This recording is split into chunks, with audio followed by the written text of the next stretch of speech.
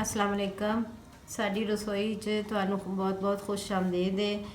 और अज असी अपने रसोई च बना रहे हैं पंजाबी आलू का परोठा। तो वो वास्ते केड़ी चीज़ की ज़रूरत है। आटा गुन के रखा है मैं, आलू ने उबाल के, और हरिया मिर्चा ने, हरा धनिया है, थोड़ा सा अदरक भी है, मर्जी है थोड़ी पाओ या ना पाओ, और थोड़ा सारा जीरा है, नमक मिर्च और दादड़ करके कुटिया सुक्का धनिया है। तो हुण असी तुहानूं बना के दिखानी मैं कि आलू का पराठा किस तरह बनाना।